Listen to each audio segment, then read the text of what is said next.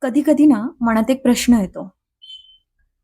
आयुष्य एवढं कठीण का आहे? आपण लहान असताना वाटायचं मोठं झाल्यावर सगळं छान होईल. मोठं झाल्यावर वाटतं चांगलं जॉब मिळालं की सगळं छान होईल.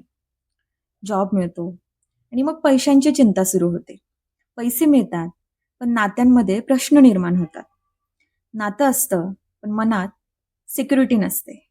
आणि सगळं असूनही कधी कधी रात्री आपण स्वतःलाच विचारतो, मी खरंच हॅपी आहे का? कदाचित म्हणूनच आपल्याला वाटतं लाईफ इज सफरिंग. पण मला असं वाटतं, आयुष्य दुःख नाहीये. आयुष्य म्हणजे सुख आणि दुःख दोन्ही स्वीकारण्याची प्रक्रिया आहे.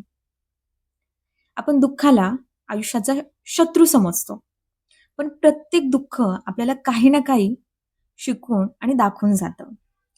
काही माणसं सोडून जातात आणि आपल्याला स्वतःसोबत राहायला शिकवतात.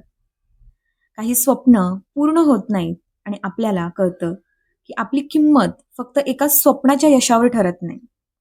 काही दिवस खूप वाईट जातात आणि त्याच दिवसांमध्ये आपल्याला समजतं की आपण विचार केला होता त्यापेक्षा जास्त आपण स्ट्रॉंग आहोत.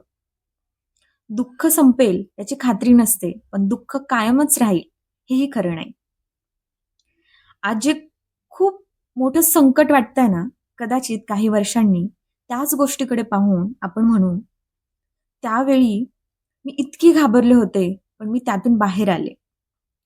म्हणून आयुष्याकडून एकच अपेक्षा ठेवू नका, की माझ्या आयुष्यात काहीच वाईट घडू नये.